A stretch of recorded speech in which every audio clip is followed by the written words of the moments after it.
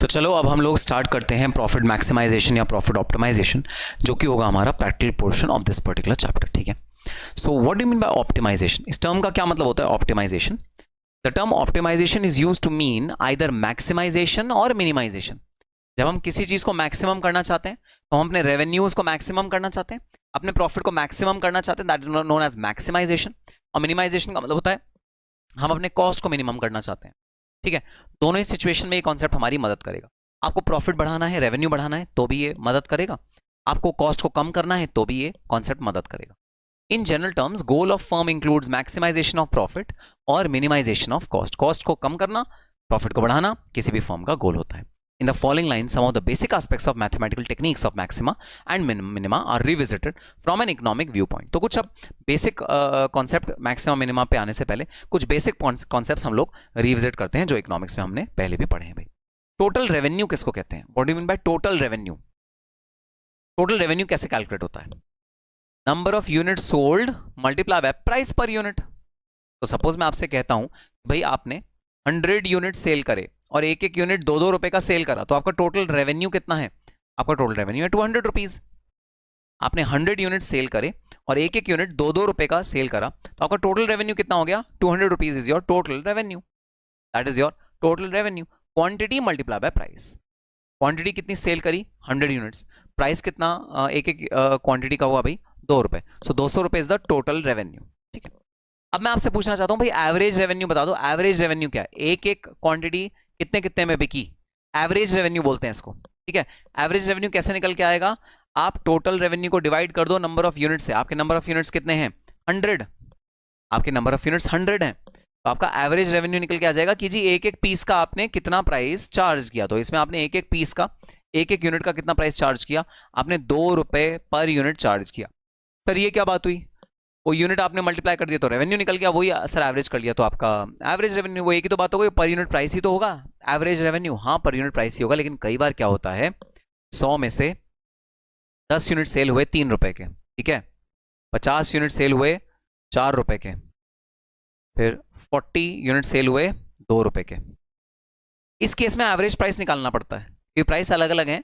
100 सारे के सारे 2 पे नहीं सेल हुए, 10 सेल हुआ 3 रुपए पे, 50 सेल हुआ 4 रुपए पे, 40 सेल हुआ 2 रुपए। इसमें एवरेज प्राइस की जरूरत पड़ती है। इसके अंदर हम ये फॉर्मूला लगा के ना अपना एवरेज प्राइस निकालते हैं। जैसे 10 multiply by 3 plus 50 multiply by 4 plus 40 multiply by 2, क्या क्या total revenue whole divide by 100 units. इससे एवरेज प्राइस निकल के आएगा। एवरेज प्राइस निकालने के लिए हम लोग एवरेज रेवेन्यू निकालने के लिए एवरेज रेवेन्यू बोलते हैं इसको। एवरेज रेवेन्यू मतलब पर यूनिट रेवेन्यू आपका कितना भाई ऑब्टेन हुआ, total revenue divide by quantity. Sir ये क्या बच्चों जैसी चीजें करा? अरे भी बड़ों जैसी चीजें भी कराऊंगा, टेंशन मत लो। ये बच्चों जैसी चीजें इसलिए हैं कि आपको बड़े जैसी चीजें एकदम से शौक ना लगे देख के ना, तो पहले बच्चों जैसी चीजें कर रहे हैं। ठीक है, ओके सर। चलो similarly what is total cost? Total cost किसी भी कॉस्ट ऑफ प्रोडक्शन, जो प्रोडक्शन होता है उसका टोटल कॉस्ट क्या होता है? Variable cost plus fixed cost is the total cost. Marginal revenue पे अभी आऊंगा थोड़ी देर में। ठीक है, total cost is fixed cost plus variable cost. जो भी फिक्स कॉस्ट लगी प्लस जो वेरिएबल कॉस्ट लगी, दोनों का मिलाकर होता है टोटल कॉस्ट। फिर sir average cost, what do you mean by average cost? Average cost again total cost divide by quantity. एक एक यूनिट पे कॉस्ट कितनी लगी? एक एक यूनिट पे कॉस्ट कितनी लगी? That is known as average cost. That is average cost which is total cost divide by quantity. Average cost बिल्कुल वैसे ही जैसे हमने टोटल रेवेन्यू और एवरेज रेवेन्यू सीखा था, बिल्कुल वैसे भी टोटल कॉस्ट और एवरेज कॉस्ट। ठीक है, अब आते हैं मार्जिनल रेवेन्यू पे और मार्जिनल कॉस्ट पे। मार्जिनल रेवेन्यू पे, मार्जिनल कॉस्ट पे। मार्जिनल रेवेन्यू और मार्जिनल कॉस्ट क्या है भाई? Marginal revenue is change in revenue divide by change in quantity. Revenue जब बढ़ा तो हर क्वांटिटी के साथ रेवेन्यू कितना बढ़ा? भाई आपने 100 यूनिट्स बेचे 2 रुपए के हिसाब से। ठीक है,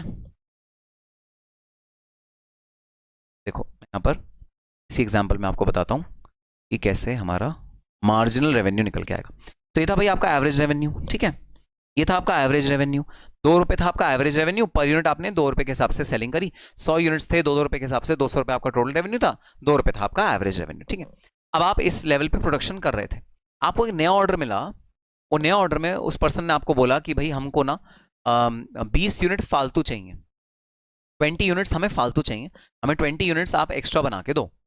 हमने कहा भाई देखो ऐसा है 20 यूनिट्स जो आपको फालतू चाहिए ना, हमारी तो कैपेसिटी फुल हो चुकी है, तो आपके 20 यूनिट्स बनाने के लिए स्पेशली हमको एक नई मशीनरी को इंस्टॉल करना पड़ेगा, या कोई नया इक्विपमेंट खरीदना पड़ेगा, या थोड़ा सा महंगा रॉ मटेरियल खरीदना पड़ेगा। इस वजह से जो आपके फालतू 20 यूनिट्स बनेंगे ना, वो मैं आपको 2 रुपए के हिसाब से नहीं दे पाऊंगा, वो मैं आपको 3 रुपए के हिसाब से दे पाऊंगा। आपने उसको ये बात बोली, कहा ठीक है भाई जितने का दे पाओगे दे दो, क्योंकि मेरे को तो इस समय मजबूरी है, मुझे तो लेना पड़ेगा, खरीदना ही खरीदना है मुझे। आपने जो एक्स्ट्रा यूनिट्स बेचे वो कितने के बेचे? 60 रुपए के बेचे, ठीक है। अदरवाइज आप कितने के बेचते? 2 रुपए के हिसाब से 40 रुपए के बेचते। आपने ये 20 जो है ये 3 रुपए के हिसाब से 60 रुपए के बेचे, ठीक है।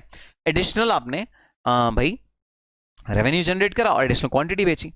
तो देखना मार्जिनल रेवेन्यू किसको कहते हैं? मार्जिनल रेवेन्यू कहते हैं चेंज इन रेवेन्यू। आपका रेवेन्यू में कितने का इंक्रीज आया, तो बताना आपका रेवेन्यू में कितने का इंक्रीज आया। पहले था 200, बाद में हो गया 260, है ना। कितने का रेवेन्यू में इंक्रीज आया? तो अगर मैं ट्राइंगल का मतलब होता है चेंज, ट्राइंगल का मतलब है change, change in revenue divide by change in quantity, ये फॉर्मूला होता है मार्जिनल रेवेन्यू का, ठीक है। अगर मैं कहूं आपका चेंज इन रेवेन्यू कितना, आपके रेवेन्यू कितना ज्यादा बढ़ा भाई, आपका रेवेन्यू बढ़ा 60 रुपए के हिसाब से, और आपकी क्वांटिटी कितने से बढ़ी, क्वांटिटी कितनी आपने फालतू प्रोड्यूस करी, आपने फालतू प्रोड्यूस करी 20 रुपए के हिसाब से, तो ये आ जाएगा भाई आपका मार्जिनल रेवेन्यू। क्या आ जाएगा आपका मार्जिनल रेवेन्यू? कितने से इंक्रीज हुआ आपका रेवेन्यू पर यूनिट जो आपने एडिशनल गुड्स बनाए, ठीक है। और अब अगर इसी केस में मैं निकालूं एवरेज रेवेन्यू, ठीक है, टोटल रेवेन्यू में से मैं निकालूं एवरेज रेवेन्यू, तो भाई आएगा 200 प्लस 60, 260 डिवाइड बाय 120 यूनिट्स आपने टोटल प्रोड्यूस करे, ये आ गया average revenue. Average revenue 260 divide by 120, 260 divide by 120, तो एवरेज रेवेन्यू आ गया 2.16। एवरेज रेवेन्यू कितना आ गया? 2.16। तो इस केस में आपका एवरेज रेवेन्यू बढ़ गया, क्योंकि आपने जो 20 एडिशनल यूनिट्स बेचे वो 3 रुपए के हिसाब से बेचे, आपका एवरेज रेवेन्यू बढ़ गया। और आपको क्वेश्चन ने कहा जरा मार्जिनल रेवेन्यू निकाल दो, means increase in revenue divide by increase in quantity, वो निकाल दो, तो अब आपका आया 3 रुपए। आपने जो फालतू यूनिट्स बेचे वो कितने के बेचे? वो बेचे 3 रुपए के, और ये 3 रुपए के फालतू यूनिट्स बेचने के चक्कर में आपकी जो एवरेज रेवेन्यू थी वो कितने से बढ़ गई? वो 0.167 से बढ़, 16 पैसे से वो बढ़ गई। This is the marginal average revenue, this is the average revenue which is changed, and marginal revenue is ₹3। जितने से आपका एडिशनल क्वांटिटी में इंक्रीज आया वर्सेस जो एडिशनल रेवेन्यू हुआ वो आपका ₹3 से चेंज आया, ठीक है। So this is how this theory works, ठीक है। अभी हम थ्योरेटिकली पढ़ रहे हैं, तो ये इंक्रीज में हमारा सहायक होता है भाई, ठीक है। अच्छा, अब ये जो फॉर्मूला है change in revenue divide by change in quantity, अगर ये फॉर्मूला मैं नंबर्स पे लगाऊं तो इजीली कैलकुलेट इस तरह हो जाता है। अगर ये फॉर्मूला लगाऊंगा मैं किसी इक्वेशन पे, आपको याद है इकोनॉमिक इक्वेशंस होती हैं, इक्वेशन कैसे होती है भाई? आओ आपको याद कराता हूं। x² + 4x + 2, याद आ गई इक्वेशन? याद आ गई? 6th class 7th class 8th class में हम पढ़ते थे equation, quadratic equation, algebra, basic algebra है बेसिकली, अलजेब्रा की इक्वेशन है, ठीक है। अब सपोज कोई कंपनी कह रही है कि मेरे जो रेवेन्यू आएगा ना, मेरा जो रेवेन्यू आएगा वो इस वाली इक्वेशन से आ जाएगा। कैसे? ये जो x है number of quantity, number of unit sold है, आप अगर इसमें डालोगे 2 यूनिट सेल हुए हैं तो आप 2 2 2 x की जगह 2 डाल दो, तो आपका रेवेन्यू, टोटल रेवेन्यू कंपनी का कितना है वो निकल के आ जाएगा, ठीक है। अगर आपका नंबर ऑफ यूनिट सेल हुआ है 10, तो x की जगह 10 10 10 डाल दो, आपका नंबर रेवेन्यू निकल के आ जाएगा। अगर एक कंपनी कह रही है कि मेरा टोटल रेवेन्यू इससे निकल के आता है, और मैं आपसे पूछता हूं कि जरा निकाल दो मार्जिनल रेवेन्यू, आपको मार्जिनल रेवेन्यू कैसे निकालना पड़ेगा भाई? Differentiation with respect to quantity sold. Sir क्या ये डिफरेंशिएशन वही डिफरेंशिएशन है जिसने हमारा दिमाग खराब कर दिया था जब हम 6th क्लास में थे, 7th क्लास में थे, जो पागल हो गए थे हम मैथमेटिक्स में, एकदम हमारा बिल्कुल फ्यूज उड़ गया था ब्रेन का। क्या ये वही डिफरेंशिएशन है? क्या इसका नाम, इसका जो ऑपोजिट नाम है वो इंटीग्रेशन होता है? वही जो हमने अपने स्कूल लेवल पे या अपने जो बिल्कुल बेसिक एलिमेंट्री जब अलजेब्रा हम पढ़ते थे तब जो हमने कहा, क्या ये वही है?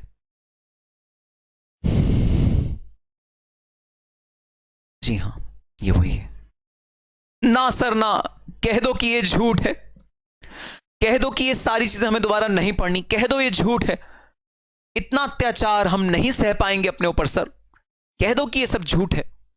ये सब कॉन्सेप्ट सर छोड़े हुए हो गया, अरसा जमाना हो गया इस कॉन्सेप्ट को छोड़े हुए। आज तो इसका डी भी याद नहीं है, और आप कह रहे हो इसका प्रैक्टिकल क्वेश्चन एग्जाम में आता है, वो भी कंफर्म आता है, कंफर्म।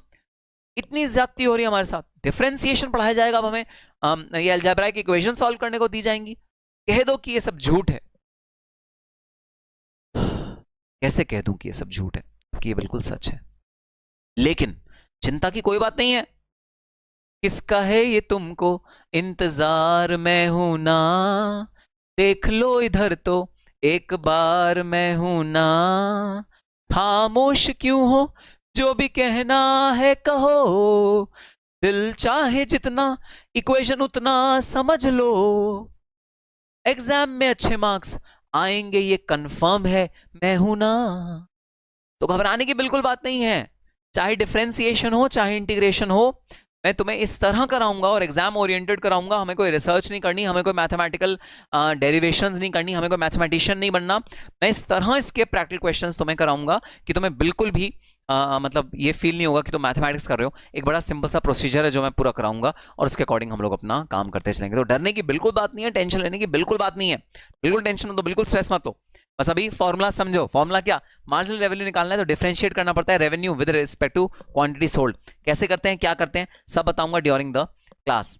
मार्जिनल कॉस्ट क्या है, मार्जिनल कॉस्ट है change in cost divide by change in quantity. ये तो सेम बात हो गई। Differentiating cost function with respect to quantity, quantity के रिस्पेक्ट में जब कॉस्ट फंक्शन को डिफरेंशिएट करते हैं तब हम मार्जिनल कॉस्ट निकाल के, मार्जिनल रेवेन्यू मार्जिनल कॉस्ट का ये डेफिनेशन है। ठीक है, फिर क्या है टोटल प्रॉफिट। टोटल प्रॉफिट का भी फॉर्मूला क्या होता है, total revenue minus total cost. जब टोटल रेवेन्यू में से टोटल कॉस्ट माइनस कर देते हैं तो ऑब्वियसली टोटल प्रॉफिट निकल के आता है। What is total revenue, total revenue अभी हमने निकालना सीखा, quantity sold multiply by price per unit, that is the total revenue. तो टोटल रेवेन्यू टोटल कॉस्ट को माइनस करोगे तो आपका टोटल प्रॉफिट निकल के आएगा। और एवरेज प्रॉफिट कितना होगा भैया, average profit is total profit divide by quantity, that is average profit. और मार्जिनल प्रॉफिट कितना होगा, increase in profit divide by increase in quantity. Same pattern पे चल रहे हैं भाई सारे के सारे फॉर्मूले, रेवेन्यू का, कॉस्ट का और प्रॉफिट का फॉर्मूला सेम पैटर्न पे चला। फिर अगेन इक्वेशन होगी तो differentiating profit function with respect to quantity, quantity के रिस्पेक्ट में जब प्रॉफिट फंक्शन को हम डिफरेंशिएट करेंगे तो हमारा मार्जिनल प्रॉफिट निकल के। ठीक है, तो आ जाओ स्टार्ट करते हैं, भगवान का नाम लेके स्टार्ट करते हैं भाई अपना illustration number 1, which is the illustration on your first illustration on marginal your first illustration on economic efficiency practical question. So illustration number 1, the cost C of a firm is given by the function C is equal to 4x cube plus 9x square plus 11x plus 27. Find average cost, marginal cost, average variable cost, average fixed cost, x being the output. अब देखना सबसे important चीज है भाई, जो x है ना, x वो आउटपुट है, मतलब आप कितने यूनिट्स बनाओगे तो कितनी कॉस्ट आएगी। ठीक है, तो ये कॉस्ट का टोटल फंक्शन है। अगर मान लो मैं 2 यूनिट्स बना रहा हूं तो मेरी कॉस्ट आएगी 4 multiply by 2 raise to the power 3। ठीक है, मैं x की जगह 2 लिखता, मैं 2 यूनिट बना रहा हूं आउटपुट के, तो कितनी टोटल कॉस्ट आएगी, मैं x की जगह 2 लिखता जा रहा हूं, 9 multiply by 2 raise to the power 2 plus 11 multiply by 2 plus 27। मेरी टोटल कॉस्ट निकल के आ जाएगी। मेरी टोटल कॉस्ट कितनी होगी, ठीक है, तो 2 इंटू 2 इंटू 2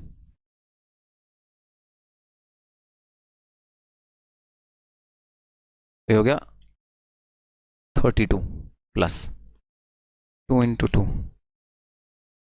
मल्टीप्लाई बाय 9, ये हो गया प्लस 36 प्लस 11 इंटू 2 हो गया 22 प्लस 27। तो टोटल कॉस्ट कितनी निकल गई, 32 plus 36 plus 22, 32 plus 36 plus 22 plus 27, ये निकल के आ गया भाई 117। ठीक है, टोटल कॉस्ट अगर 2 यूनिट बनाओगे तो 117 निकल के आएगी। ये मतलब होता है इन इक्वेशंस का। इन इक्वेशंस में जब x को हम जो हमें आउटपुट चाहिए, जो क्वांटिटी हम प्रोड्यूस कर रहे हैं, जब उसमें हम ट्रांसपोज करते हैं तो x की जगह हम नंबर लिखते हैं, जैसे 2 यूनिट बनाने हैं, जब हम x की जगह 2 लिखेंगे तो हमारी टोटल कॉस्ट निकल के आएगी। 2 यूनिट बनाने की टोटल कॉस्ट क्या होगी।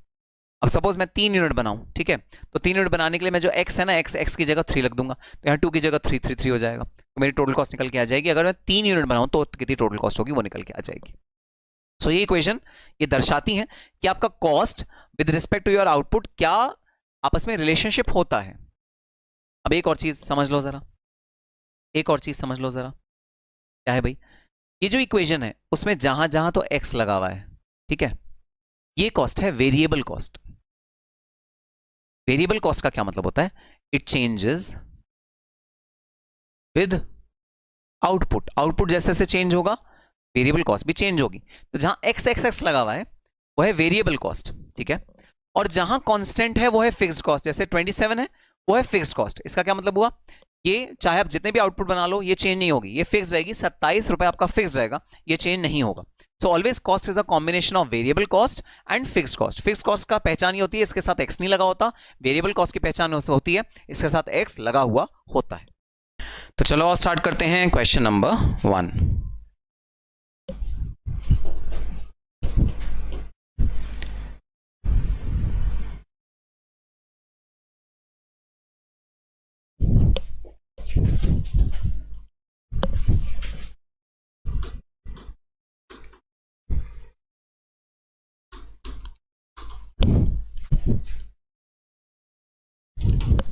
ओके तो क्या क्या निकालना है भाई, सबसे पहले देख लो, हमें कंप्यूट करना है average cost, marginal cost, average variable cost and average fixed cost.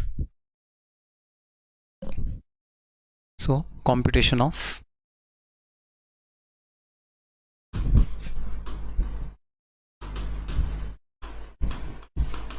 Various costs.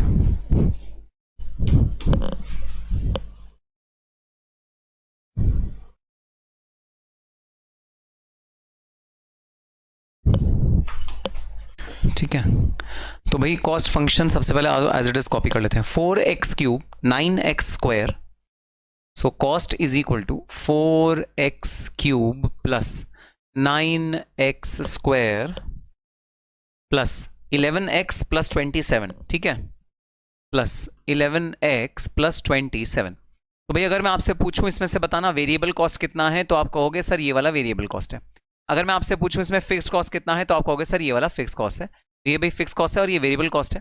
आगे क्वेश्चन हमसे क्या पूछता है क्या नहीं पूछता वो अलग बात है, यहां पर मैं आपको हाईलाइट करना चाहता हूं वेरिएबल कॉस्ट और फिक्स कॉस्ट आप कैसे बाइफिकेट करते हो। ठीक है, अब देखो क्या निकालने के लिए कहा गया, निकालने के लिए कहा गया अभी सबसे पहले एवरेज कॉस्ट, एवरेज कॉस्ट निकालने के लिए कहा गया है। ठीक है, ये टोटल कॉस्ट है, एवरेज कॉस्ट निकालने के लिए कहा गया है। एवरेज कॉस्ट कैसे निकाली जाती है भाई, total cost divide by number of units, जितनी भी क्वांटिटी है उसको डिवाइड कर दो, टोटल कॉस्ट को ऊपर रखो तो आपका एवरेज कॉस्ट निकल के आ जाता है। ठीक है, तो हमारा नंबर ऑफ यूनिट्स इस केस में कितने हैं, नंबर ऑफ यूनिट्स है एक्स भाई, यह आउटपुट नंबर ऑफ यूनिट्स है एक्स। ठीक है, तो C divide by X is equal to average cost. तो अगर इस पूरी इक्वेशन को मैं एक्स से डिवाइड कर दूंगा तो मेरी भाई एवरेज कॉस्ट निकल के आ जाएगी। तो 4x cube plus 9x square plus 11x plus 27 whole divide by, ठीक है, इस पूरे को मैं x से डिवाइड कर दूंगा तो मेरा एवरेज कॉस्ट निकल के आ जाएगा। भाई एक एक स्टेप करके कराऊंगा, ठीक है, आराम आराम से कराऊंगा ताकि आपको सारे फॉर्मूले भी याद आ जाएं और आप बहुत इजीली कॉन्सेप्ट को कर भी पाओ। अब ये जो x है ना, ये हर एक नंबर के अंदर डिवाइड हो जाएगा, हर एक नंबर के अंदर अलग अलग डिवाइड हो जाएगा। जैसे 4x क्यूब के साथ डिवाइड होगा, 9x स्क्वायर के साथ डिवाइड होगा, 11x के साथ अलग डिवाइड होगा, तो x हर एक के साथ डिवाइड हो जाएगा। ठीक है, तो अब जब 4x क्यूब के साथ 4x क्यूब के डिनोमिनेटर में आएगा x, है ना, देखो कैसे होगा, 4x cube divide by x plus 9x square divide by x plus 11x divide by x plus 27 divide by x। ठीक है, ऐसे आएगा ये। तो अब यहां से मैं इस x को यहां से काट के 2 रह जाएगा, तो न्यूमरेटर डिनोमिनेटर में मैं x को कैंसिल करूंगा और जो न्यूमरेटर है ना उसमें स्क्वायर रह जाएगा, एक x कट जाएगा। ये भाई हमारा नॉर्मल तरीका है जो हम यूज करते हैं अपने अलजेब्रा में, नॉर्मल अलजेब्रा में। ठीक है, तो 9x क्यूब का क्या रह जाएगा, 9x स्क्वायर रह जाएगा। अच्छा, 9x स्क्वायर का क्या रह जाएगा, 9x स्क्वायर का 9x रह जाएगा। ठीक है, 9x स्क्वायर का रिजल्ट होगा 9x। अच्छा, 11x का क्या रह जाएगा, 11, और 27 डिवाइड बाय x कितना रहेगा, 27 डिवाइड बाय x। तो जब हम डिवाइड कर देंगे x को हर एक पार्ट से, तो जो हमारा रिजल्टेंट इक्वेशन रहेगी वो रहेगी 9x square plus 9x plus 11 plus 27 divide by x। तो this will be the average cost. आपका पहला आंसर निकल के आ गया। क्वेश्चन ने हमसे एवरेज कॉस्ट मांगी थी, एवरेज कॉस्ट भाई हमने निकाल ली। This is the average cost. ठीक है, so this is the average cost, ये है भाई एवरेज कॉस्ट जो हमने निकाली। ठीक है, चलो आगे अगला क्या चीज मांग रहा है क्वेश्चन, अगला मांग रहा है मार्जिनल कॉस्ट, फिर एवरेज वेरिएबल कॉस्ट, फिर एवरेज फिक्स्ड कॉस्ट। ठीक है, मार्जिनल कॉस्ट थोड़ा सा बाद में निकालेंगे, पहले जरा एवरेज वेरिएबल कॉस्ट और एवरेज फिक्स्ड कॉस्ट निकाल लेते हैं। चलो अब जरा इसमें बता दो मुझे वेरिएबल कॉस्ट कितनी है। वेरिएबल कॉस्ट अभी अभी तुमने मार्क भी करी थी भाई, 4x cube plus 9x square plus 11x। ठीक है, मैंने वो लिख दी, 4x cube plus 9x square plus 11। ये है वेरिएबल कॉस्ट, क्योंकि ये वेरी करेगी with the level of output, जितना आउटपुट बढ़ेगा उतनी ये कॉस्ट बढ़ेगी, तो ये है हमारी वेरिएबल कॉस्ट। ठीक है, अब क्वेश्चन में मुझे कह रहा है एवरेज वेरिएबल कॉस्ट निकालनी है। तो एवरेज वेरिएबल कॉस्ट कैसे निकलेगी? Variable cost divide by x, simple वही तरीका भी जो तरीका हमने टोटल कॉस्ट में एवरेज कॉस्ट निकालने के लिए करा था, वही तरीका यहाँ पर भी आ जाएगा। 4x cube plus 9x square plus 11x whole divide bye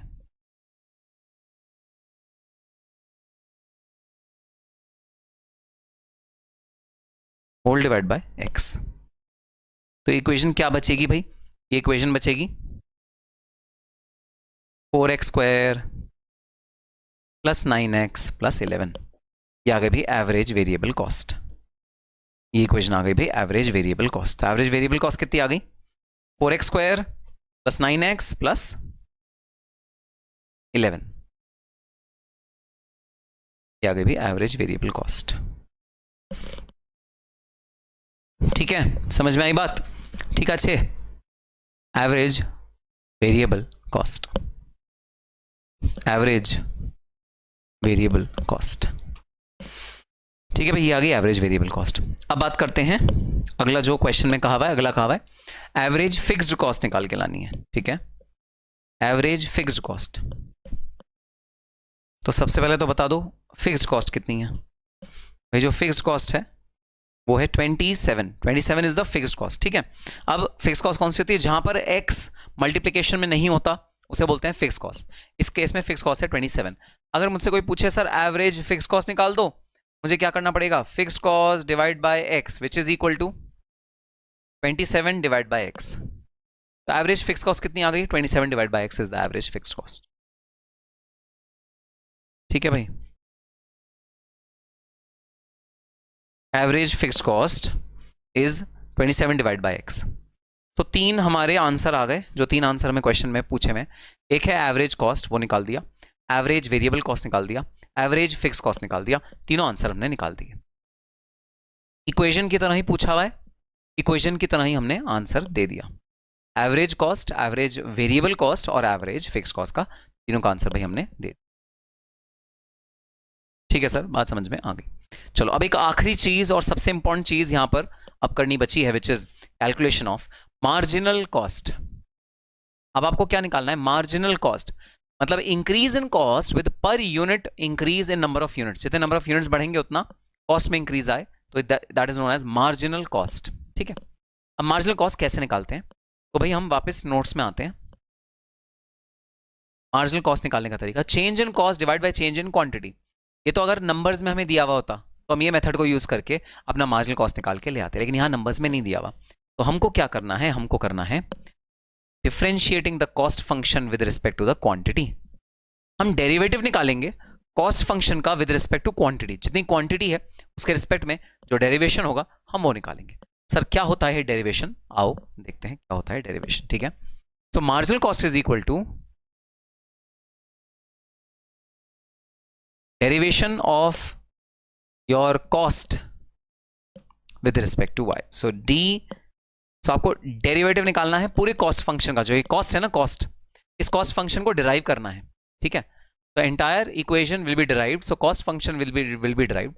सो इसका जो हम डेरिवेशन करेंगे वो इस वाली कॉस्ट फंक्शन का हमें डेरिवेशन कर। ठीक है, ठीक है सर, चलो भाई तो देखते हैं मार्जिनल कॉस्ट क्या होगी। अब देखो क्या करना है, हमको डेरिवेशन करना है इस वाली इक्वेशन का।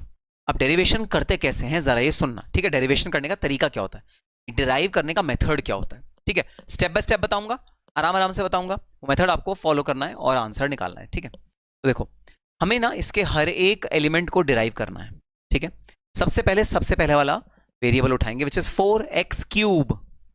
4x क्यूब, 4x क्यूब का डेरिवेटिव क्या होगा समझना। 4x क्यूब का डेरिवेटिव होगा 3 मल्टीप्लाइड बाय 4x + 1। क्या मतलब हुआ इसका समझो। x के सर पे जो भी पावर रखी है, चाहे वो 3 हो, चाहे 2 हो, चाहे 5 हो, चाहे 8 हो, x के सर पे जो भी पावर रखी है वो नीचे उतर के मल्टीप्लिकेशन में आ जाएगी और फिर 4 जो उसके साथ फिक्स्ड कांस्टेंट है वो एज इट इज रहेगा, फिर x लिखेंगे, x के ऊपर जो पावर है 3 उसको कर देंगे -1, अगर 2 होता मैं तो कर देता 2 - 1। दोबारा सुनो, जो भी x के सर पे पावर रखी है उसको पहले मल्टीप्लीकेशन में लेके आओगे, नॉर्मल उसे नीचे उतार के लाओगे मल्टीप्लीकेशन में, डॉट का मतलब होता है मल्टीप्लीकेशन, यहां डॉट जो मैंने लगाया इसका मतलब है मल्टीप्लीकेशन। 3 × 4x, अब इसका था क्यूब तो 3 - 1 हो गया, मतलब x स्क्वायर हो गया। ये मैंने डेरिवेटिव निकाल दिया 4x³ का, ये टोटल कॉस्ट है, ये मार्जिनल कॉस्ट आ गई। मार्जिनल कॉस्ट निकालने का जो इकोनॉमिकल तरीका, जो अलजेब्रा के अकॉर्डिंग जो हम इकोनॉमिक्स में यूज करते हैं तरीका, वो ये तरीका। चलो दोबारा करते हैं अगले वेरिएबल का। अगला वेरिएबल है 9x², अगला वेरिएबल है 9x²। तो 9x² में बताना जरा x के सर पे पावर कौन सी है, x के सर पे जो पावर है वो कौन सी है? सर x के सर पे पावर है स्क्वायर, ठीक है। तो सबसे पहले तो उस पावर को नीचे ले आओ, 2 को मल्टीप्लाई कर दो यहां पर, ठीक है, और फिर 9 एज इट इज लिखो, x लिखो, x के सर पे जो भी पावर है 2 है उसको -1 कर दो, हमने कर दिया उसको -1, ठीक है, बात समझ में आ गई। सो क्या हुआ 2 × 9 x 2 -1, जो उसके सर पे पावर है उसको -1 कर दो। अब आ जाओ 11 के केस में क्या होगा भाई, प्लस करता हूं मैं, 11 into X raise to the power 1, तो x जब ऊपर सर पे उसके कुछ नहीं है, इसका मतलब x raise to the power 1 है, ठीक है। आप 1 को मल्टीप्लाई करो 11 के साथ, 1 × 11, ठीक है, जिसका 11 ही आंसर आएगा, और x raise to the power 1 - 1, भाई यहां दिख नहीं रही लेकिन पावर है, पावर क्या है 1, दिख नहीं रही लेकिन पावर है, पावर क्या है 1, ठीक है। सो x 1 - 1 हो जाएगा, x 1 - 1 हो जाएगा, ठीक है। अब x 1 - 1 होता है x 0, और x raise to the power 0 का मतलब होता है 1, x raise to the power 0 का मतलब होता है 1, तो ये कैसे हो गया 1 × 11 × 1, ये ऐसा हो गया। चलो आखिरी बचा है, अभी आखिरी बचा है, प्लस 27 के बगल में तो सर कोई x ही नहीं है, लेकिन यहां भी x है, पता है कैसे, x raise to the power 0 है, यहां पर x है, x raise to the power 0 है, x की पावर 0 है, क्योंकि 1 बन जाता है ना, तो 27 × 1 है ये, x है यहां पर भी, लेकिन वो रेस टू द पावर 0 है, इसलिए वो उसकी कोई वैल्यू नहीं है, ठीक है। अब क्या करेंगे, 0 है ना 0, तो हम क्या करेंगे 0 से मल्टीप्लाई करेंगे, 27 यहां पर लिखेंगे, ठीक है, x raise to the power 0 - 1, और 0 से आप कोई भी चीज मल्टीप्लाई करते हो वो हमेशा 0 रहेगी, 0 से आप कोई भी चीज मल्टीप्लाई करते हो वो हमेशा 0 रहेगी, आगे का जो नंबर है वो इररेलेवेंट हो जाता है, ठीक है। तो जहां पर x नहीं होता हम उसका डेरिवेटिव प्लस करके 0 लिख देते हैं। आप सिंपली डायरेक्ट स्ट्रेट फॉरवर्ड लिख दो, जो भी जहां पर भी x नहीं है, मतलब x raise to the power 0 है, उसका डेरिवेटिव आप 0 लिख दो ऑटोमेटिकली, यहां पर हम लिख देते हैं 0। This is the way in which derivative is computed, ठीक है। सो ये हो गया 12x² प्लस 9 × 2 = 18x प्लस 11, ये आ गया मार्जिनल कॉस्ट फंक्शन, ये आ गया भाई मार्जिनल कॉस्ट फंक्शन। जो मार्जिनल कॉस्ट फंक्शन है ना वो आपका ये निकल के आ गया, ये मार्जिनल कॉस्ट है भाई, ठीक है, ये मार्जिनल कॉस्ट है, ये है भाई आपकी मार्जिनल कॉस्ट। तो बस ये डेरिवेटिव का बड़ा सिंपल सा तरीका है, कोई आपको इसके बहुत डिटेल एनालिसिस में नहीं जाना, ठीक है, कोई इसके बहुत डिटेल्ड एडवांस कॉन्सेप्ट, सर ऐसा ही क्यों होता है, 3 मल्टीप्लिकेशन में क्यों होता है, 3 - 1 सर क्यों करते हैं, न्यूमरेटर में ऐसा क्यों करते हैं, वैसा क्यों करते हैं, ज़्यादा दिमाग चलाने की कोई जरूरत नहीं है, स्ट्रेट फॉरवर्ड, आपको सिंपल से स्ट्रेट फॉरवर्ड बात है भाई, आपको जो भी वेरिएबल दिया होगा उसके जो भी सर पे पावर डली होगी उस पावर में -1 करना है, पावर को मल्टीप्लिकेशन में लाना है, और इसी तरह आगे आगे आगे आगे चलते चले to compute your marginal cost. ये डेरिवेशन का तरीका, ये डेरिवेटिव इस तरह निकालते हैं। अब आगे चल के, अभी तो मैंने एक एक स्टेप अलग अलग किया, ठीक है, आगे चल के पता है मैं क्या करूंगा, मैं डायरेक्ट आंसर निकालूंगा। डायरेक्ट आंसर कैसे, अगर 4x³ है तो 3 × 4 कर लूंगा 12, और इसे x² कर दूंगा, मैं डायरेक्ट आंसर निकालूंगा इसे, ठीक है।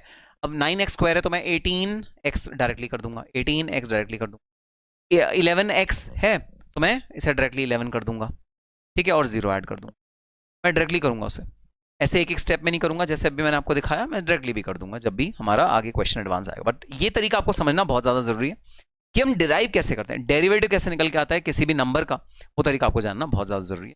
And this is how we use the derivative, we derive the function, and using derivative we compute the marginal cost of any cost function. तो चलो अब स्टार्ट करते हैं illustration number 2। Cost function c is equal to 3x divide by 5 plus 15 divide by 4। Find the cost when output is 5 units. अगर output आपका 5 units है, आपको total cost निकाल के लानी है। एवरेज कॉस्ट ऑफ 10 यूनिट्स, आपको एवरेज कॉस्ट क्या होगी 10 यूनिट्स की, वो निकाल के लानी है। थर्ड है मार्जिनल कॉस्ट, मार्जिनल कॉस्ट कितनी होगी वो निकाल के लानी है। तीनों चीजें आपको निकाल के लानी है। ठीक है भाई, चलो देखते हैं कैसे तीनों चीजें डिटरमाइन आप करोगे। Illustration number 2, part 1, computation of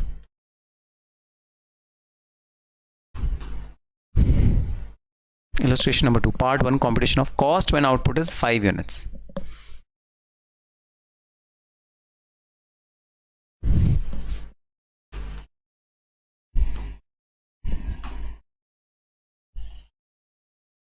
जब भाई आउटपुट 5 यूनिट्स है तो कॉस्ट कितनी होगी वो आपको निकाल के लाना है। तो कॉस्ट का फंक्शन पहले मैं लिख लेता हूं, ठीक है। c is equal to 3x by 5 plus 3x by 5 plus 15 divide by 4। यह कॉस्ट का फंक्शन, यह है वेरिएबल कॉस्ट, यह है फिक्स्ड कॉस्ट, ठीक है। 3x by 5 plus 15 divide by 4। आपको कॉस्ट निकालनी है when the output level is 5, ठीक है। कॉस्ट निकालनी है when the output level is 5। सो ये भाई cx, ठीक है। यहां मैं लिख दिया c, जब 5 होगा तो क्या होगा 3 multiplied by 5 divide by 5 plus 15 divide by 4। तो हो गया 3 plus 15 divide by 4 which is equal to 15 divide by 4 3.75 plus 3, तो जो टोटल कॉस्ट आ गई वो आ गई 6.75, ठीक है। टोटल कॉस्ट कितनी हो गई 6.75। टोटल कॉस्ट कितनी आ गई भाई 6.75, ठीक है सर। कंक्लूजन लिख दो जरा। Hence the total cost at output level of 5, hence the total cost at output level of 5 is computed as 6.75। Second है आपको निकाला average cost at 10 units. Second part है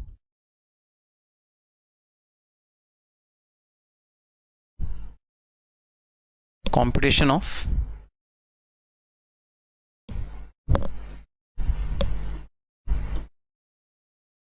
at output is equal to 5 units. जब output 5 units है तो average cost कितनी होगी ये निकाल के लानी है, ठीक है। तो सबसे पहले तो मुझे एवरेज कॉस्ट ही निकालनी है। तो एवरेज कॉस्ट x का फंक्शन होगा, वो क्या होगा total cost divide by x। Total cost कितनी है, टोटल कॉस्ट है 3x divide by 5 plus 15 divide by 4 whole divide by x, जो कि क्या होगा भाई ये वाला x इसके साथ तो कट जाएगा, तो ये हो जाएगा 3/5 plus 15/4 divide by x, 15/4 divide by x, ठीक है। तो ये क्या हो जाएगा, ये हो जाएगा 15 divide bye 4x, 15 divide bye 4x, ठीक है। 4 से x मल्टीप्लाई हो जाएगा, डिनोमिनेटर में चला जाएगा क्योंकि x डिवाइड हो रहा है, और 3x x कट जाएगा, 3/5 बचेगा, x इसका डिनोमिनेटर बन जाएगा, ठीक है। अब देखो एवरेज कॉस्ट का फंक्शन तो निकाल दिया हमने। अब एक्चुअल एवरेज कॉस्ट निकालना है जब आउटपुट लेवल कितना होगा 5 नहीं है 10 है। अच्छा आउटपुट लेवल भाई 10 है, ठीक है। आउटपुट लेवल जब 10 होगा तो हमें एक्चुअल कॉस्ट भी निकालनी है। एक्चुअल एवरेज कॉस्ट आखिरकार होगी कितनी, so average cost at 10 units, ठीक है। देखो यहाँ x को ना 10 रख देते हैं, जब भी हमें नंबर में निकालना होता है ना तो हम x को 10 रख देते हैं यहाँ पर। तो AC 10 पे क्या होगा 3 divide by 5 plus 15 divide by 4 multiplied by 10, मतलब 15 डिवाइड बाय 40 हो जाएगा। सो 15 डिवाइड बाय 40 ये हो गया 0.375 प्लस 3 डिवाइड बाय 5 हो गया 0.6 प्लस 0.375 इज इक्वल टू 0.975। कितना आ गया भैया, आ गया 0.975। That is the average cost at output level of 10 rupees. 10 rupees के आउटपुट लेवल पे एवरेज कॉस्ट आ गया 0.975। तो भाई ये था इलस्ट्रेशन नंबर 2 का सेकंड पार्ट। अब आ जाओ करते हैं इलस्ट्रेशन नंबर 2 का थर्ड पार्ट। 1 2 3 इलस्ट्रेशन नंबर 2 का थर्ड पार्ट है, आपको निकाल के लाना है मार्जिनल कॉस्ट। और भाई इसका ऑब्वियस सा मतलब है आपको मार्जिनल कॉस्ट फंक्शन निकाल के लाना है। तो कॉम्प्यूटेशन ऑफ मार्जिनल कॉस्ट। तो मार्जिनल कॉस्ट कैसे निकलता है भाई? मार्जिनल कॉस्ट निकलता है जो आपकी कॉस्ट है उसे डिफरेंशिएट करना है। तो डिफरेंशिएट करना है कॉस्ट को with respect to x. X होता है आउटपुट के रिस्पेक्ट में एक्स को कॉस्ट को डिफरेंशिएट करना है। ठीक है, ओके। कैसे होगा भाई? चलो एक एक करके करते हैं। सबसे पहले 3x डिवाइड बाय 5। ठीक है, तो यहां पर करना है 1 multiply by 3x into 1 minus 1 divide by 5। बताओ बात समझ में आई या नहीं आई? x raise to the power 1 है, x raise to the power 1 है। मैंने 1 को पहले मल्टीप्लिकेशन में लेके आया मैं नीचे, और फिर 3 मल्टीप्लाई किया जो ऑलरेडी है constant, multiply by x raise to the power जो 1 है उसमें 1 माइनस 1 कर दिया, हर में माइनस 1 करना है। ठीक है, divide by 5 as it is रहा, प्लस जब भी कभी x नहीं होता तो हम हमेशा डेरिवेशन में 0 ले लेते हैं। तो यहां पर x नहीं है, 15/4 इसका डेरिवेशन होगा 0, कुछ भी इसका डेरिवेशन नहीं होगा। ठीक है, अब ये क्या बन गया भाई? ये बन गया 3/5। Marginal cost is equal to 3/5, क्योंकि x raise to the power 1 minus 1 means x raise to the power 0, x raise to the power 0 is equal to 1। तो मेरा बन गया 3/5। मार्जिनल कॉस्ट कितना आ गया? मार्जिनल कॉस्ट आ गया 3/5। बताओ जरा बात समझ में आई? So marginal cost function is 3/5। इस तरह से भाई हमने तीनों पार्ट्स कंप्यूट कर लिए। ये हो गए हमारे तीनों पार्ट्स कंप्यूट। ठीक है, so this was illustration number 2। ये है भाई इलस्ट्रेशन नंबर 2। ठीक है, कॉस्ट फंक्शन दिया हुआ है, हमने उसमें नॉर्मल कॉस्ट। चलो जी, अब आते हैं अपने असल क्वेश्चंस पे। ठीक है, अब जो क्वेश्चन 2 करे हैं, ये 2 क्वेश्चन तो भाई एग्जाम में नहीं आते, फ्रैंकली बोल रहा हूं। ठीक है, इतने आसान से क्वेश्चन नहीं आते एग्जाम में। एग्जाम में आता है कि आप एक फंक्शन से मैक्सिमम प्रॉफिट कितना निकाल सकते हो वो डिराइव करना, और मिनिमम कॉस्ट कितनी निकाल सकते हो वो डिराइव करना। मैक्सिमाइजेशन एंड मिनिमाइजेशन कैसे करते हैं, अब उस वाले पॉइंट पे आते हैं। लेकिन बहुत इजी लगेगा आपको। क्यों इजी लगेगा? क्योंकि हम ऑलरेडी मार्जिनल कॉस्ट निकालना सीख चुके हैं, मार्जिनल रेवेन्यू निकालना सीख चुके हैं। अब आपको डेरिवेशन आसानी से आ जाएगा कि डिराइव कैसे करते हैं, किसी भी फंक्शन को का डेरिवेशन करना है तो वो कैसे करते हैं, अब आपको इजी से पता लग जाएगा। इस वजह से अब मैक्सिमाइजेशन और मिनिमाइजेशन की प्रॉब्लम अब आपके लिए ज्यादा मुश्किल। ठीक है, तो भाई मैक्सिमाइजेशन मिनिमाइजेशन ऑफ फंक्शंस कैसे करते हैं आओ सीखते हैं। When we need to ascertain the number of units at which the cost is minimum, हमें निकालना है ऐसा नंबर ऑफ यूनिट्स जहां पर कॉस्ट एकदम मिनिमम हो, और the revenue profit is maximum, ऐसा यूनिट निकालना है जहां रेवेन्यू या प्रॉफिट हमारा मैक्सिमम हो। We can minimize the cost function and maximize the revenue function. Following steps में बी फॉलोड। ये भाई थियोरेटिकली आपको स्टेप्स दिए हुए हैं, कौन कौन से स्टेप आपको फॉलो करने हैं मिनिमाइजेशन या मैक्सिमाइजेशन करने के लिए।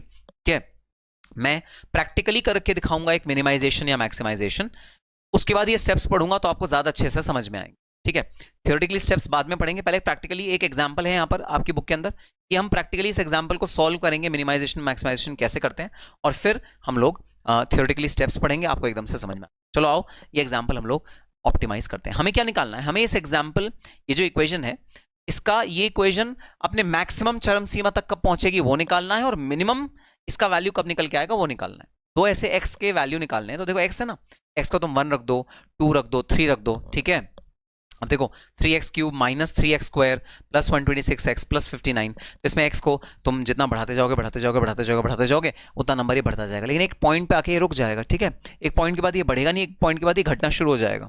ठीक है, सो हमें वो जानना है कहाँ ये पीक पे पहुंचेगा, कहाँ इस नंबर पे x को जब 1 2 3 4 करके करेंगे तो कहाँ ये पीक पे पहुंच जाएगा, हमें वो चीज निकालनी है। दूसरी चीज हमें निकालनी है इस नंबर को जब हम डाउनफॉल करेंगे, जब ये गिरेगा नंबर, तो ये कहाँ मिनिमम तक जाके रुक जाएगा, ठहर जाएगा, हमें वो चीज निकालनी। एक तो मैक्सिमम ये कहां तक जा सकता है वो निकालना है, मिनिमम ये कहां तक जा सकता है वो निकालना है। मिनिमाइजेशन एंड मैक्सिमाइजेशन करना है। ठीक है, डिस्कशन नहीं करते, आओ प्रैक्टिकली इसको सॉल्व करके देखते हैं। हम लोग क्या करने वाले हैं भाई? हम लोग एग्जाम्पल करने वाले हैं जो आपके बुक के अंदर दिया है। So let's do this example. Okay, example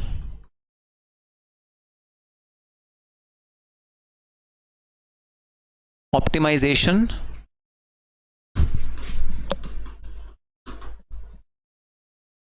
of the following equation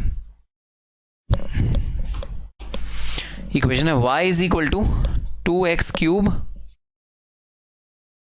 y is equal to 2x cube minus 3x square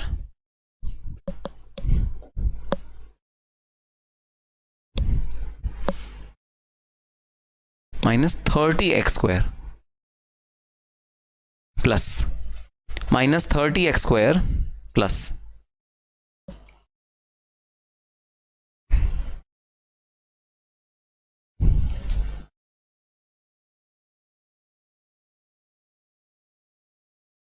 मैं यहाँ पर अपना क्वेश्चन भी खोल लेता हूँ भाई। Minus 30x square plus 126x plus 126x plus 59। ठीक है, ये इक्वेशन है, मुझे इसे ऑप्टिमाइज करना है, मतलब मुझे इसे मैक्सिमाइज करना है। ठीक है, तो सबसे पहला स्टेप 1, डिफरेंशिएट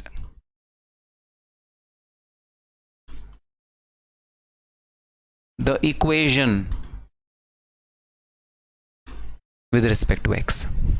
आपको इस इक्वेशन को डिफरेंशिएट करना है विद रिस्पेक्ट टू x, मतलब dy बाई dx निकालना है, dy बाई dx निकालना है। आपको याद है पिछले वाले क्वेश्चन में हमने dc बाई dx निकाला था, क्योंकि वहां पर y की जगह c लिखा हुआ था। अब यहाँ c की जगह y आ गया तो dy बाई dx हो गया, वरना dc बाई dx हो जाएगा।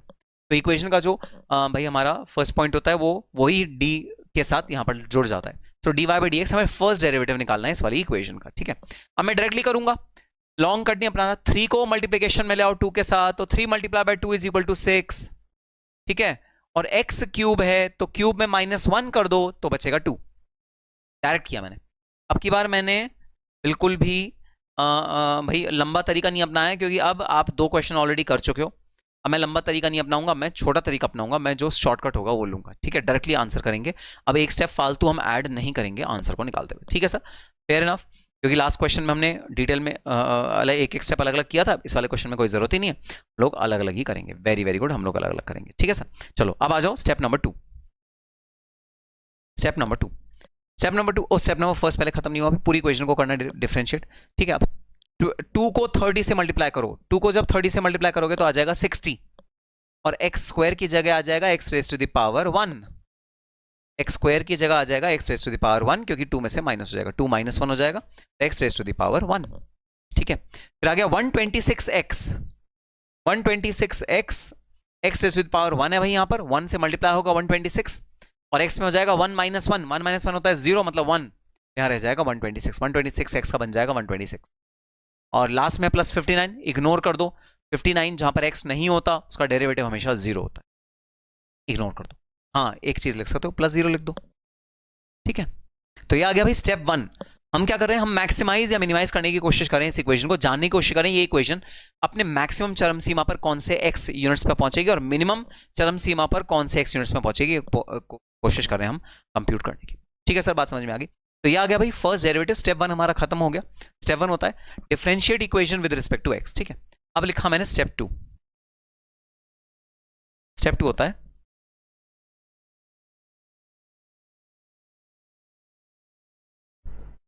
equate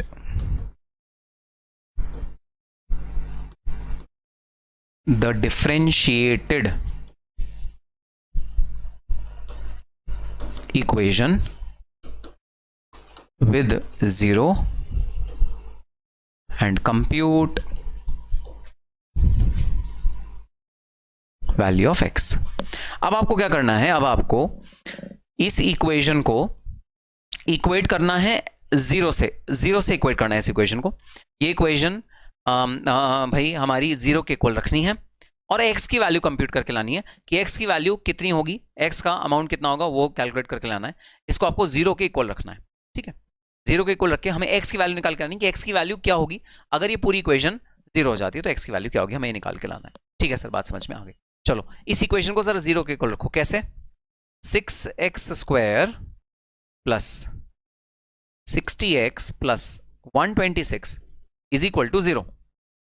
ठीक है, ये हमने रख दी 0 के इक्वल पूरी की पूरी इक्वेशन को। 6, 60, 126 इज इक्वल टू 0।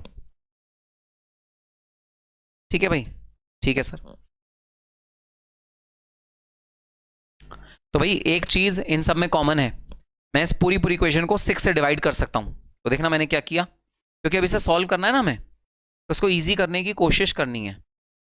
तो ये हो गया whole divide by 6 is equal to 0। मुझे इसे सॉल्व करना है तो मैंने इसे 6 से डिवाइड कर दिया, कि मुझे दिख रहा है कि कॉमन फैक्टर है तीनों में 6 6 6। तो ये तो आ गया भाई एक्स स्क्वायर प्लस क्या आ गया 10x, दूसरे वाला आ गया 10x, ठीक है। 60 डिवाइड बाय 6 इज 10 और 126 divide by 6 is 21। Perfect number आ गया, तो ये आ गया 21 इज इक्वल टू 0। मैंने इसको भाई इस इक्वेशन को मैंने क्या किया, सिंप्लीफाई कर दिया थोड़ा सा, ताकि मैं सॉल्व आराम से कर पाऊं, ताकि सॉल्व आराम से हो जाए। मैंने इसे सिंप्लीफाई कर दिया, ठीक है। अब देखो भाई, अब यहां पर इसको मुझे करना है सॉल्व, ठीक है। अब ये वाली जो इक्वेशन होती है ना, इनको स्पेसिफिकली बोला जाता है क्वाड्रेटिक इक्वेशन। क्वाड्रेटिक इक्वेशन को जब आपको सॉल्व करना हो, एक्स की वैल्यू निकालनी है, एक्स की वैल्यू जो निकालनी है, क्वाड्रेटिक इक्वेशन को हमें सॉल्व करना है। अब ये सवाल उठता है सर हम इसे सॉल्व कैसे करें। अगर मैंने 21 को इधर भेज दिया तो ये हो जाएगा -21, ठीक है। अब देखो लिखना मत, तुम लिखना मत, मैं तुम्हें करके दिखाता हूं, ठीक है।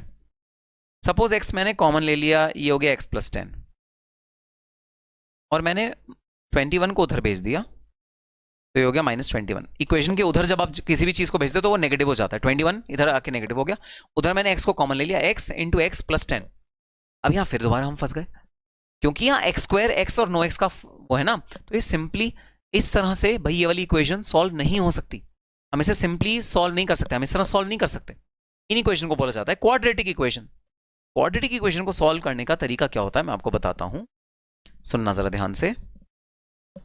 मुझे कोई ऐसे दो नंबर्स चूज करने हैं जिनका अगर मैं मल्टीप्लीकेशन करूं तो आए 21, जिनको अगर मैं मल्टीप्लाई करूं तो आए 21, और जिनको अगर मैं प्लस या माइनस करूं तो आए 10।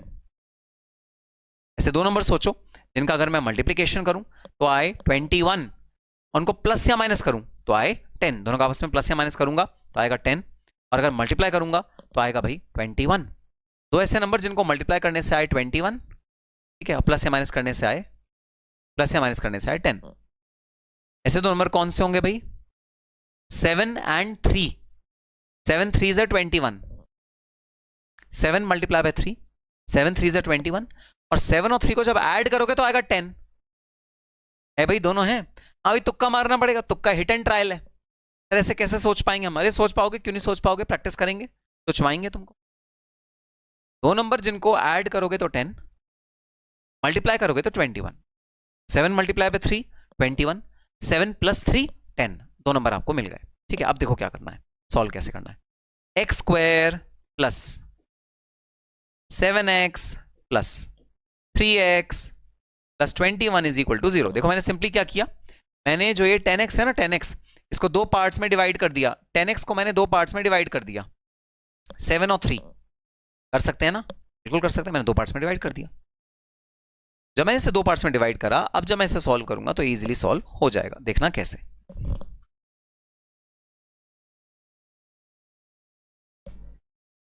भाई मैंने अब की बार क्या किया, यहां पर x को कॉमन ले लिया, x प्लस, और यहां पर मैंने 3 को कॉमन ले लिया, आ गया x + 7 इज इक्वल टू 0। तो दो इक्वेशंस बन गई, x + 3 multiplied by x + 7 is equal to 0। तो दो इक्वेशंस बन गई, x + 3 multiplied by x + 7 is equal to 0। अच्छा भाई, यहां पर लेते हुए हमने एक गलती कर दी भाई, यहां माइनस है, प्लस नहीं है, यहां माइनस है, ठीक है। ये सारी इक्वेशन में इस जगह पे माइनस होगा, तो ये भाई माइनस है, -10 है, ये -10 है, ठीक है। तो ये ऊपर वाली इक्वेशन में माइनस है ना, ये भी माइनस है, ये प्लस नहीं है, ये माइनस है।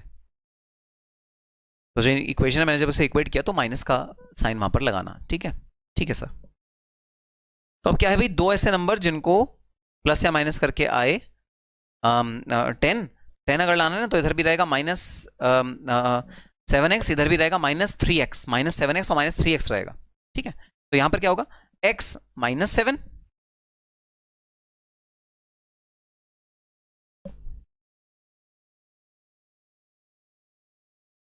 आओ यार स्टेप दोबारा करते हैं।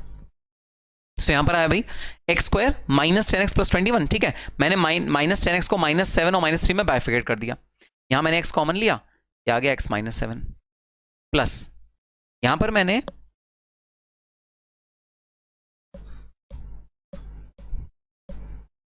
-3 कॉमन लिया तो यहां आ गया x माइनस 7।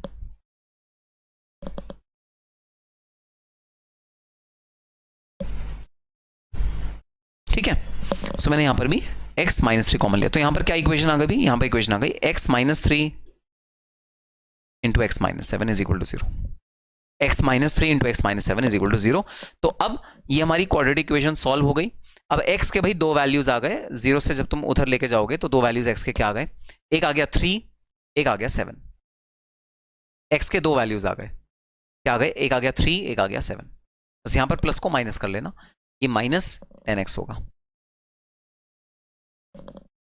ठीक है सर, बात समझ में आई। सो x की दो वैल्यूज आ गई, क्या दो वैल्यूज आ गई, x is equal to 3, x is equal to 7।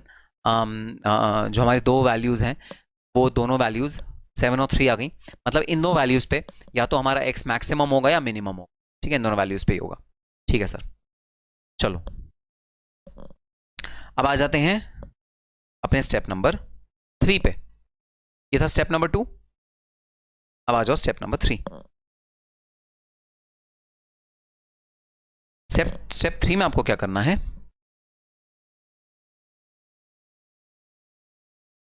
Again differentiate the equation को दोबारा डिफरेंशिएट करना है। जो आपकी ओरिजिनल इक्वेशन थी ना, ये इसको आपको दोबारा डिफरेंशिएट करना है। मतलब आपकी जो इक्वेशन थी वो थी dy by d x is equal to 6x square minus 60x plus 126। इसको आपको दोबारा डिफरेंशिएट करना है। तो जब दोबारा डिफरेंशिएट करते हैं ना, तो हम जो यहां पर सिंबल लिखते हैं वो लिखते हैं d2y, डबल डिफरेंशिएशन बोलते हैं इसको। d2y is equal to dx square. तो आप दोबारा डिफरेंशिएट कर रहे हो इसको। ठीक है, ये हमने करा दोबारा डिफरेंशिएट, डबल डिफरेंशिएशन बोलते हैं। एक और बार डिफरेंशिएट करना है। अब 2 को मल्टीप्लाई करो तो ये बन गया 12x माइनस 60, 12x माइनस 60। ठीक है, 12x माइनस 60 ये बन गई डबल डिफरेंशिएशन वाली हमारी इक्वेशन। सर ये क्या हो रहा है, अरे रुको तो सही, स्टेप बाय स्टेप करो तो सही एक बार, एकदम तुम्हें समझ में आ जाएगा क्या हो रहा है जैसे सारे के सारे स्टेप्स खत्म होंगे। ठीक है सर,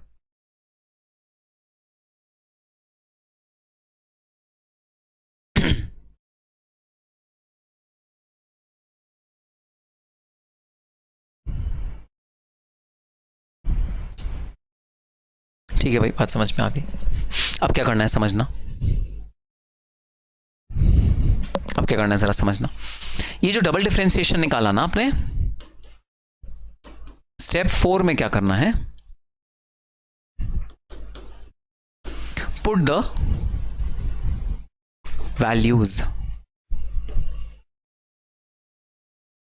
कंप्यूटेड इन स्टेप 2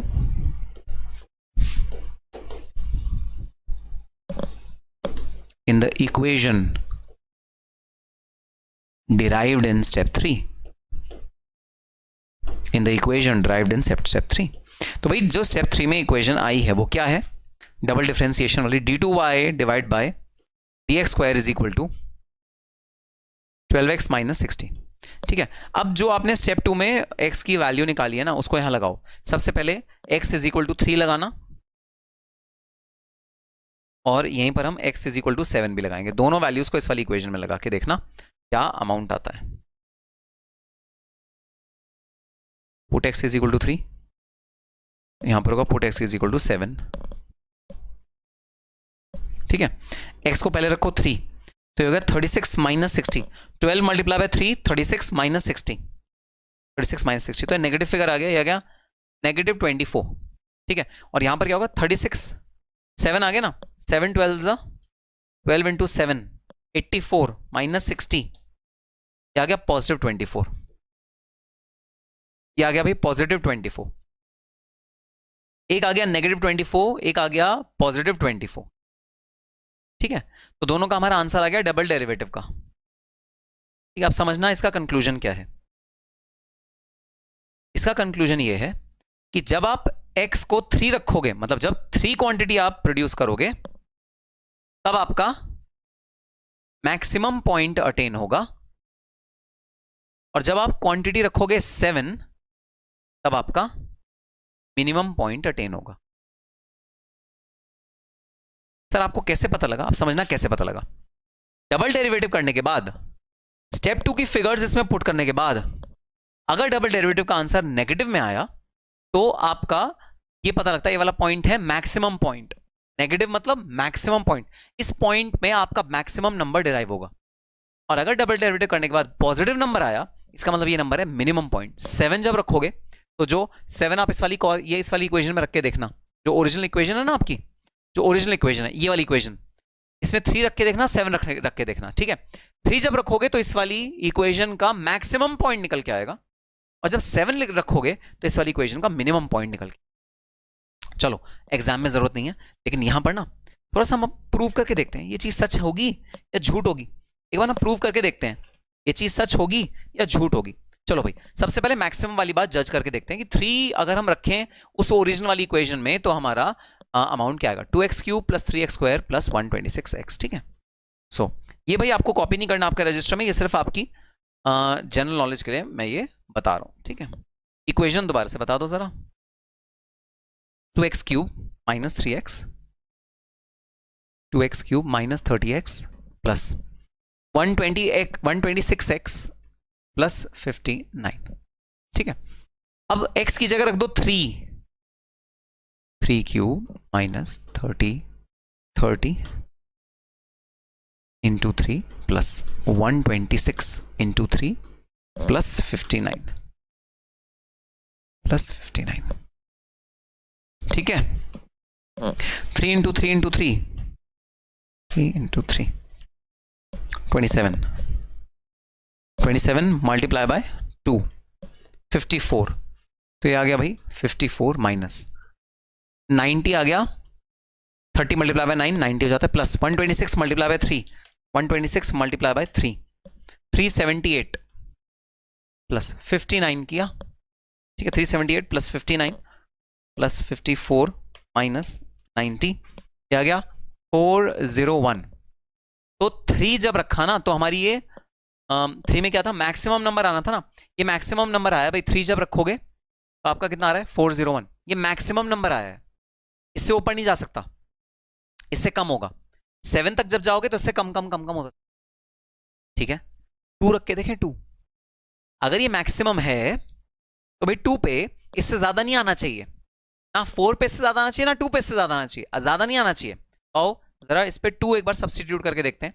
अगर x की जगह मैं 2 रख दूं तो मेरा क्या आंसर आ रहा है, ठीक है। तो 2 multiply by 2 raise to the power 3 minus 30 multiply by 2 plus 126 multiply by 2 plus 59। मैंने x की जगह 2 रख दिया। 2 इंटू 2 इंटू 2 8 हो गया, मल्टीप्लाई बाय 2 16 हो गया, ये 16 minus 60 plus 126 multiply by 2 252 plus 59, ठीक है। अच्छा भाई यहां पर तो स्क्वायर है, ठीक है, इसको स्क्वायर लेना तो अमाउंट कितना हो जाएगा 30 into 4, this becomes 120, this becomes 120, ठीक है। सो ये आ गई हमारी इक्वेशन। अच्छा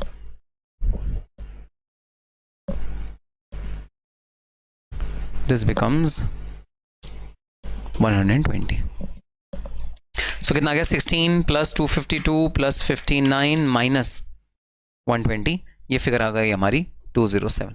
तो बताओ जरा 401 से कम है या नहीं है? हाँ जी हाँ सर 401 से कम है, लेकिन सर हमारी गट फीलिंग कह रही है आपने इसे 3 से कम लिया ना, 3 से ज्यादा लेके देखो बढ़ जाएगा नंबर। आओ 3 से ज्यादा लेके देख लेते हैं, 4 लेके देख लेते हैं। तो 2 into 4 cube minus 30 into 4 square plus 126 into 4 plus 59। आओ ये इक्वेशन में 4 डाल के देख लेते हैं, ठीक है। तो 4 इंटू 4 इंटू 4 ये आ गया 64, 64 मल्टीप्लाई बाय 2 ये आ गया 128, तो पहले वाले का आ गया 128 माइनस 4 इंटू 4 मल्टीप्लाइड बाय 30 ये आ गया भाई माइनस 480 प्लस 126 मल्टीप्लाई बाय 4 ये आ गया 504 प्लस आ गया 59, ठीक है। सो 128 माइनस 480 माइनस प्लस 504 प्लस 59, कितना अमाउंट आ गया भाई? 211। अब तुम 3 से ऊपर जाओ या 3 से नीचे जाओ, 3 से ज्यादा नंबर नहीं पा पाओगे। 3 पे तुम्हें मैक्सिमम नंबर मिल रहा है, 401 जो है वो मैक्सिमम नंबर मिल रहा है। तो जब x इज इक्वल टू 3 होगा तो तुम्हारे को ये वाली इक्वेशन मैक्सिमम प्रोडक्ट यील्ड करेगी। सिंपल सी बात है ये। चाहे तो तुम 3 से ऊपर जाओ चाहे 3 से नीचे जाओ, मैक्सिमम जो अमाउंट यील्ड होगा वो होगा at the value when quantity is 3। And that is why we say जब भी डबल डेरिवेटिव का आंसर जिस भी वैल्यू में लगा के नेगेटिव आता है हम उसको मैक्सिमम मानते हैं। यहां पर मैक्सिमम भाई प्रोडक्ट आएगा जब आप x को 3 रख दोगे, और जब आप x को 7 रख दोगे तो मिनिमम आएगा। अब तुम चाहो तो ये सेम काम 7 के लिए करके देखना, ठीक है? तुम सेम काम 7 के लिए करके देखना। क्या काम मैं बोल रहा हूं 7 के लिए करने के लिए? तुम क्या करना, इसी तरह से इस वाली इक्वेशन में ना 7 रखना, फिर 8 रखना और 6 रखना, और देखना 7 पे मिनिमम वैल्यू आएगी, 7 से ज्यादा वैल्यू नहीं आएगी किसी भी नंबर पे। जादू है ये, मैथ्स का जादू है, ठीक है? तो भाई ये जो डेरिवेटिव होता है ना, ये आपको बिल्कुल भी करने की जरूरत नहीं है, ये सब बेकार की चीजें हैं, सिर्फ आपको मैंने समझाने के लिए बताया। आपको बस ये 4 स्टेप फॉलो करने हैं। जब आप ये 4 स्टेप फॉलो करोगे तो आपका मैक्सिमम या मिनिमम आंसर आ जाएगा। और जी हाँ, इन 4 स्टेप को फॉलो करते हुए हमें ये स्टेप 1 स्टेप 2 स्टेप 3 ऐसे लिखने की जरूरत नहीं है, तो सिर्फ क्योंकि मुझे आपको इससे कोरिलेट कराना था जो हमारे पास स्टेप्स हैं, ठीक है? इससे कोरिलेट कराना था तो मैंने ये आपको स्टेप लिखवाए हैं। अदरवाइज स्टेप आप स्टेप 1 स्टेप 2 स्टेप 3 ना लिखो, डायरेक्ट आंसर लिखो, चलेगा, ठीक है? और रीड करते हैं। तो कहता है step 1, differentiate the function with respect to the quantity. Step 1 है आपको अपना जो x का फंक्शन है उसको क्वांटिटी के रिस्पेक्ट में डिफरेंशिएट करना है। This is known as first derivative. Step 2, equate the differentiated function with 0 and compute the number of units. Number of unit निकाल लो, उसको 0 इक्वेट करके सॉल्व कर लो। स्टेप 3, डबल डिफरेंशिएशन करना है। Differentiate the first derivative arrived at step 1 again with respect to quantity. Step 4, if the second derivative is positive number, the number of units computed at step 2 will yield the minimized cost is substituted in cost function.